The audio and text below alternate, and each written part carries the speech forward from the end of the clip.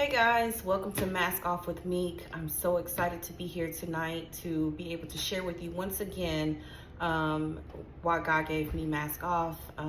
For those that missed the first episode, God gave me Mask Off probably about 15 years ago. I didn't know how I would use it, but I knew at some point I would use it. About 2 years ago, I had the idea of becoming a life coach and possibly doing a podcast. And so it came back to me, Mask Off. So I added Mask Off with Meek. So tonight I'm so excited to be able to share once again. I know I said every second and fourth Tuesday, but I have changed my mind. I think I'm gonna go ahead and do every Tuesday. So yay, we're gonna commit to every Tuesday. A lot of people are reaching out and saying that this is something that they need. And so I want to make sure that I make myself available to be able to be there and meet the needs that's needed at this time. So tonight I just want to talk about your healing demands transparency. Okay, your healing demands transparency. And so we all have had some type of hurt in our life, right? And so sometimes hurt causes trauma. Okay, and so sometimes trauma can really paralyze us from being able to move forward in our life, in our marriages, our relationships, the way we communicate with others. In so many ways, trauma can really, like I said, paralyze us. So tonight we're going to just kind of go into what trauma is and how it affects us and things that we can do to help us to be able to get past our traumas. So the first thing is we want to admit that what hurt us. We need to admit what hurt us. If you go to counseling, one of the first things they do, they go back to childhood. And the reason why they do that is because they want to see how you were raised, your way of thinking, all those things. And sometimes, in most cases, most of the things that we have when it comes to trauma, it does stem from our childhood. So just like we have children and we birth children and they grow in stages to become adults, so does our trauma if we don't deal with it.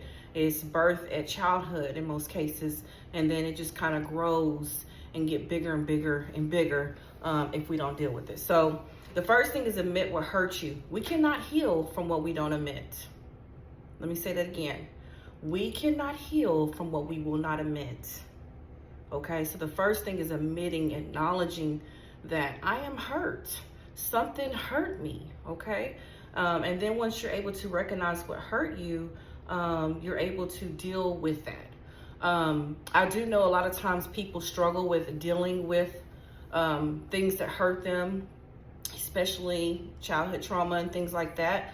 When they revisit it, it can cause anxiety, depression, insomnia, anger, resentment, all these different type of behaviors that we pick up from not wanting to face our reality of trauma and something that's hurt us. It also can cause PTSD. You know, a lot of people think that PTSD is just for people that have served in the military. That's not true. Anybody can have PTSD. So the first thing, like I said, is to admit what hurt you, okay? The second thing is being willing to seek help. There's so much help out there. Nowadays, it's really no excuse to not get help because, you know, if you can't reach someone in your inner circle, family, friends, co-workers, your church community, you know, groups that you're involved in with extracurricular activities, we have counselors, we have therapists, right? And so a lot of times, especially in the Christian community, sometimes we think that all we need is Jesus. And we do. We truly need Jesus.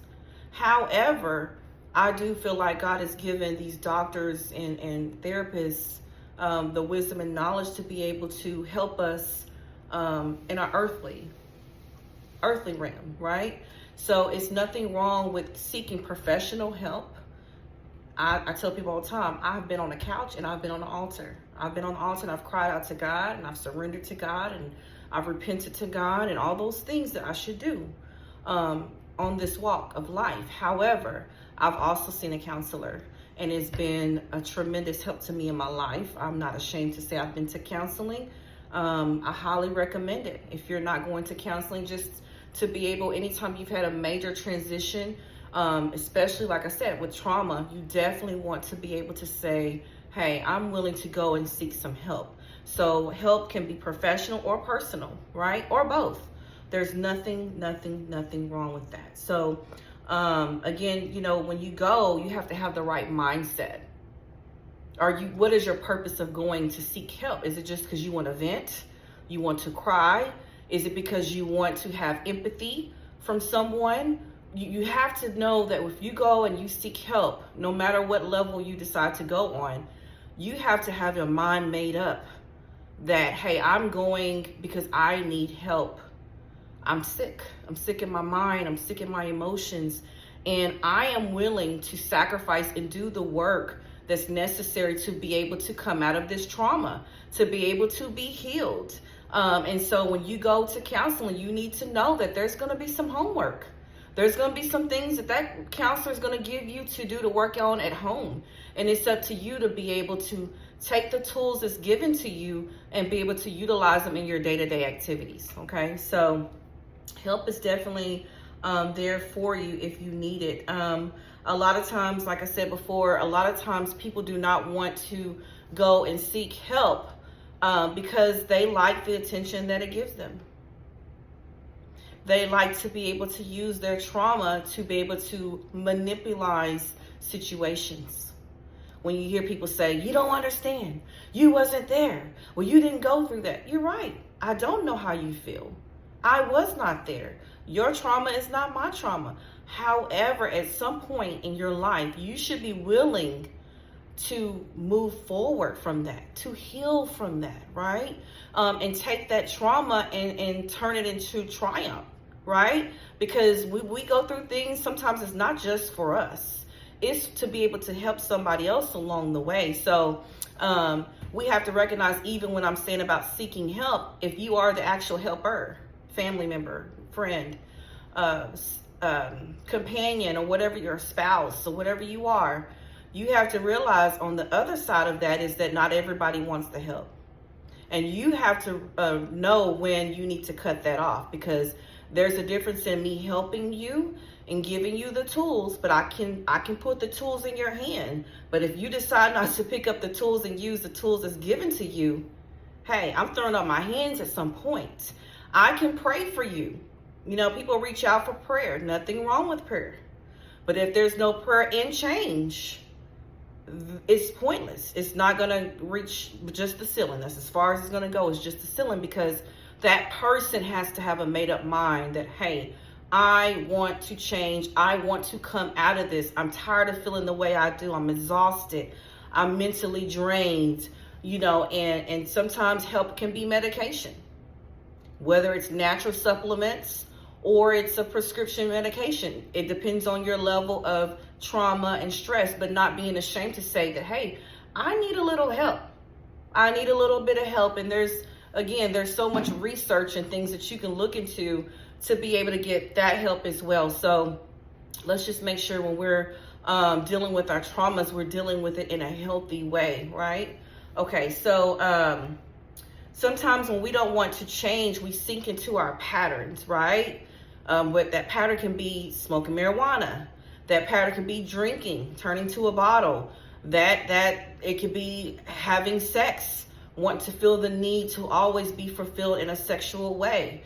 It can become anger and lashing out at other people that maybe haven't even did anything to us. We sink into these habits and bad behaviors if we're not careful. So it's important to be able to recognize that as well. Another thing, and I missed, I kind of went ahead of myself. I'm gonna go backwards a little bit, guys, is after we admit what's wrong and what's hurt us, it's definitely super important to know, what are my triggers? What triggers me to get to this point of revisiting trauma and past hurt, right? Triggers can be I've learned through my own trauma, some of the simplest things can be a trigger. It can be a song. It can be a time of year, especially during the holidays. Sometimes That's a trigger for a lot of people, especially when you have grief, when you've lost someone.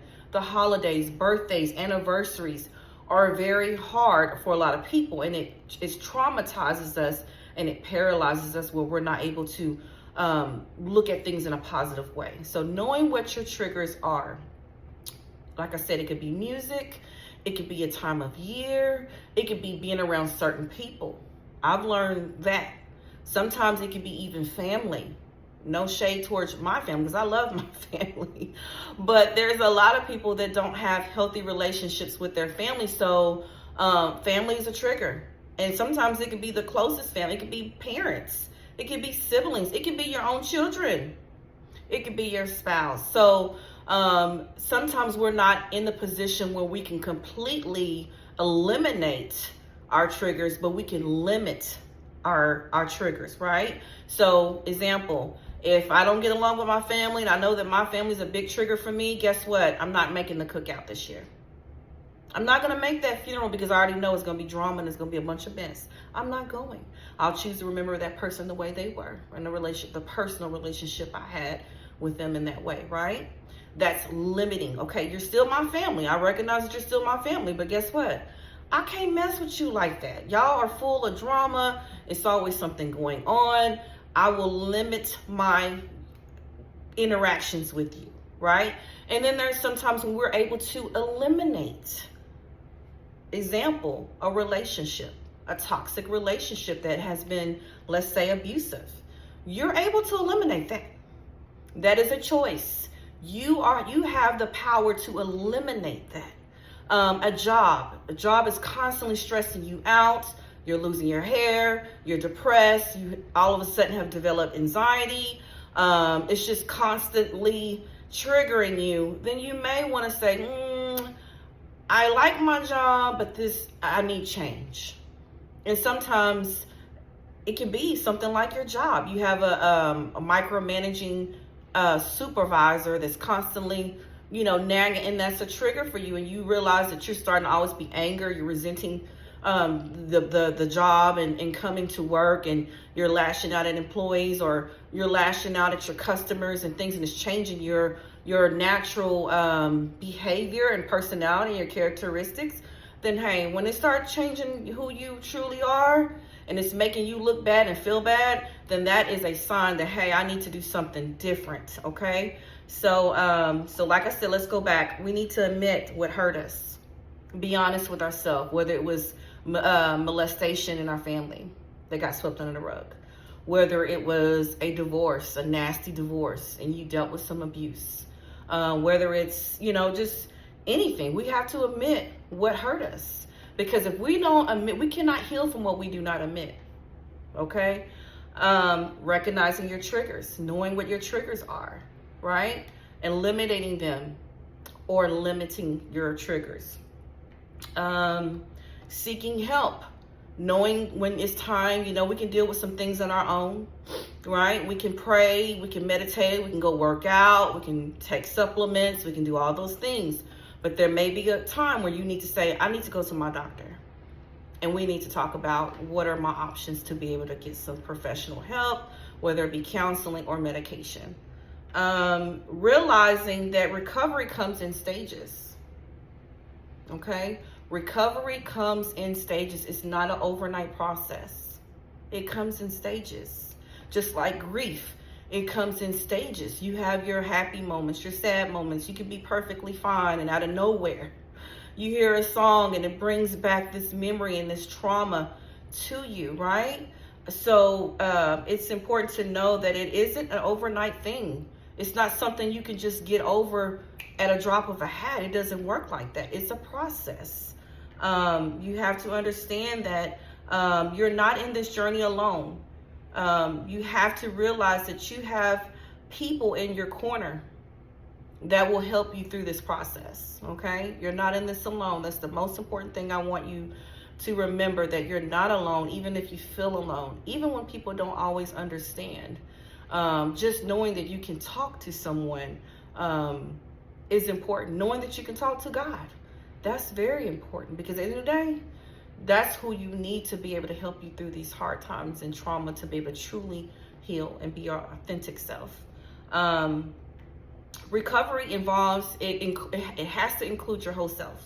You can't be halfway in one minute, halfway out the other minute. You have to be completely committed to heal.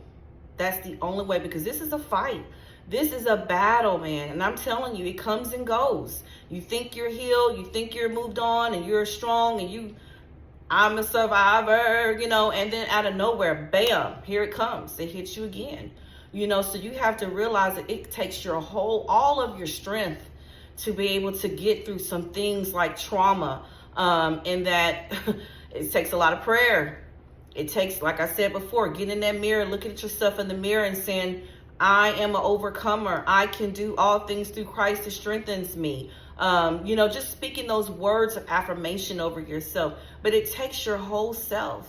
You can't, you have to have a made up mind, because if you're in one day and out the other, then guess what? Like they say in the Bible about how an idle mind is the devil's workshop. If you allow the enemy the space to get into your mind, into your spirit, whatever you thought you overcame, guess what? It's going to come back 10 times harder for you. And so it has to start in the mind. So yes, recovery has to include your whole self. Sometimes people won't understand this journey. If someone has never dealt with trauma, it's hard for them to comprehend the stages of trauma and the effects it has on your entire life, right? Sometimes people never recover from trauma. Sometimes people they're able to recover. That's why you see people on drugs, and then they get off, and they and they get back on them, because it's a constant battle. It's not something you just say, hey, I'm over it, and I'm moving on with my life, and that's the end. Hallelujah, if that's your story. But a lot of people struggle, and that's why you have a lot of addictions and a lot of things like people being suicidal and depressed and having all these different things that continue to show up in their life. So people may not always understand. People may not always have the patience to deal with you and your trauma. People may even try to tell you, I understand, girl, I've been there, I've done that. And they start rambling about their life and what they've experienced. Guess what? Their story is not yours. Your testimony is not theirs. I may have lost my grandmother, and you might have lost your grandmother, right? But we have two different experiences. I may be super close to my grandmother. You may not have just saw your grandmother in the summer when you was growing up. Excuse me. I was at my grandmother's house every day. Pretty much my grandmother's house was the babysitter house. Her and my aunt watched all of us kids. We didn't go to daycare. My grandma's house was the daycare. All of my cousins can tell you. We all was there. We all played hard and rough together. Every single day we got pallets, laid them out, had naps. My grandmother fed us, all those types of things. We played in the yard with the water hose. I remember picking peas with my grandma. Okay, that's cool. That's my story. That's my memory of my grandmother and my relationship I had with her and my grandfather. However, like I said, you might have only saw your grandma in the summer. And when you saw your grandmother, it was just kind of like, okay, y'all hung out a little bit or whatever, you stayed with her, but you might not have been as close. So we have to be careful when someone is sharing with us what has traumatized them or what they're going through, right? Or what hurts them. And we become so self-absorbed, and we start trying to make their story about us, right? The important part is being a helper is to listen, to be able to listen to what is being said to you. That's not the time for you to ramble and over talk and make it about you. Now there's a time and place. Now there's a time when you insert and you back up, you insert, you back up, right? But just knowing and having wisdom to know what to say and what not to say. So let's be careful if we are the helper and people trust us, because it takes a lot of courage sometimes for people to come to us and even talk to us about what's going on in their life. Because a lot of times people will use it against you. You open up and you're vulnerable to them, and they go and they share it to other people and make it about, my testimony is gossip and tea to you, but this is my life. This is something that I went through, and this is something I'm experiencing at the moment. So it's important to me. So I want to make sure that if someone comes to me and they confide in me about something, no matter what it is, that I'm being respectful of that person's privacy. And I understand it is really a privilege to be trusted, to be able to even just listen to what people are going through. You know, I think that's a lot of reasons why people don't talk to anybody and they shut down, is because they feel like no one understands. They feel like they're all alone. They feel like they're going to be judged, right? They feel like maybe this will come back and backfire on them later in a situation if things go sour between them. So yeah, let's just make sure that, we understand what our role is as the helper, but then as the person that's experiencing the trauma, that we're able to understand that your story is your story. And it's not going to change because someone's telling you, hurry up, get over it. You should be over that marriage. You should be over, you're a widow now, and your wife been gone for a couple years, or your husband's been gone for 10 years now. You should be moved on. At some point you need to be able to move on, right? And like I said, turn that trauma into triumph, right? Because when we go through things, no matter what it is, whether it's trauma, whether it's grief, whether it's a divorce, whatever it is, it's not to hold us hostage forever. At some point, you have to get up, find the strength to get up. If you can't get up on your own, you need to have a circle of people that will help disarm, and help pull you up out of that rut. Like I said last week about the rubble, we got to sometimes pull ourselves up out of that rubble, right? Dust ourselves off and say, you know what? Hey, devil, you ain't gonna win this fight. I got another round in me, right? And you got to have that circle of friends that encourage you and uplift you when you don't feel like yourself, when you don't have the strength to stand. There's a song by, can't think of his name, my mind just went blank, but it says, I need you to survive. I need you to survive. We need each other to survive. When I am weak, you are strong. When I'm strong, you may be weak. That's the reason of having a village. It's not a trendy saying of, my tribe and all this, my squad and all of that. You better know who's on your squad and who's on your team. Are these people that you can depend on when you are down and out and have no strength to get up in the morning? Is this someone that will encourage you whenever you feel like committing suicide? Is this somebody you can call in the midnight hour? That's what we need to focus on, is our community, building our team or our people to be able to help each other when we're at our lowest. And dealing with things like trauma, right? Trauma is both physically and emotionally draining, right?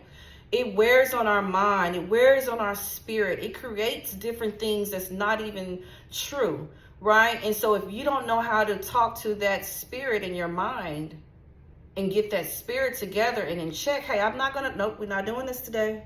No, you won't have the victory today. I'm not going to go there today. Finding things to keep your mind occupied. Because like I said earlier, idle mind is a devil's workshop. So, hey, go work out. Go find a new hobby. Get with your girlfriends. Go to the walking trail. Go skating. Do things maybe from your childhood you enjoyed. Riding a bike. I ain't rode a bike in years. Get out and ride a bike. Go bowling. Go get involved in your church and your ministries. Get in the choir, on the usher board, or serve with the children, or, there's so many things that you can do to get involved. Get involved with the line dancing, trail riding. Do things that bring out the youth in you and just lift your spirit. Singing, finding old talents that maybe that you kind of felt like, hey, I've outgrown that, revisiting some of those things that bring life to you, right? We don't want to, there's nothing wrong with getting rest, and part of dealing with trauma and needing to heal definitely requires rest, right? Listening to your body to know, hey, I'm not going to be able to make it. My body's seeing rest. It's so important to listen to our bodies, right? But you don't want to lay there too long where you're constantly, all you want to do is lay down and eat. You don't want to get up. You don't want to be involved in anything. You start isolating yourself from people And that's not good, because then, when you isolate yourself, that gives the enemy room to come in and create things in your mind and make you feel that no one understands and you're all in this alone, and all these different things that come in our mind that may not even be true. So you need your rest, but do not waddle in your sorrow. Do not waddle in your trauma. Do not waddle in your hurt and your pain and suffering. At some point, you got to get up.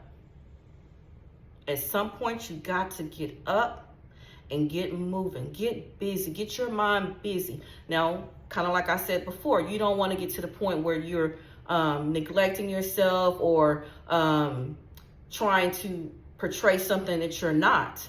But I do believe that there should be some balance there, right? Because sometimes if you get up and you put makeup on, or you get your hair cut, you put some clothes on, what does it do? It make you feel good. It make you feel like, hey, I'm that girl, right? Or I'm that guy. But if you sitting around, hair all woofy, hair all matted to your head, you're laying in bed, you ain't showered in days, then guess what? You're going to feel just like you look, right? So it's important that we don't get caught up in being just waddling in our sorrow, and that trauma, it takes time to heal. But if you don't do anything about it, you're going to be paralyzed in that state of mind, and you don't want to do that. So the bottom line is, we want to understand that recovery from trauma takes time. It's definitely hard work. It's commitment every day to say, when you wake up in the morning, how you start your day really determines how your day is going to be. If you get out the bed and you already complaining and you already, then you're going to expect to have a pretty crappy day. But if you get out that bed and when your feet hit the ground, bam, this is the day that the Lord has made. I will rejoice and be glad in it. Even if you don't say a scripture, you may not even be religious. That's your prerogative. But if you get out that bed and say, you know what? I'm going to do this. I am strong. I tell my grandson all the time, I say, what are you? He said, I am strong. I'm teaching him at 3 years old that he is strong. And guess what? My baby think he got the biggest muscles.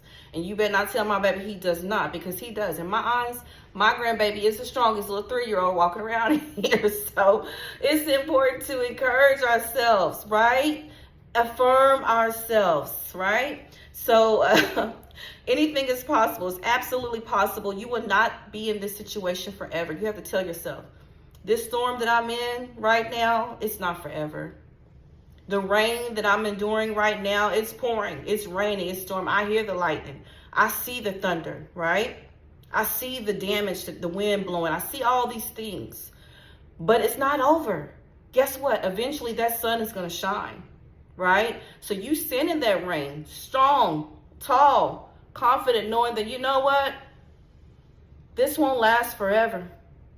At some point, I'm going to come out the storm. And guess what? The sun is definitely going to shine on you again. So you guys be encouraged. Know that you always have someone. If it ain't nobody but me, hit me up in my inbox.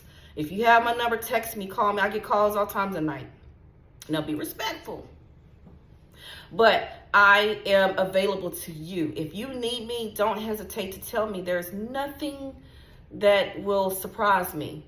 There's nothing to be ashamed of. There's so much that people are dealing with, and they don't really know how to be able to get that out. So that's why you have people that are traumatized and they lash out and they do all these different things. But this is why I wanted to create this safe place for us to be able to take off our mask of shame, our mask of trauma, and different things that happen to us. We're going to do this together, right? So you guys be encouraged. Just know how much I love you. I love you so much, and I cannot wait.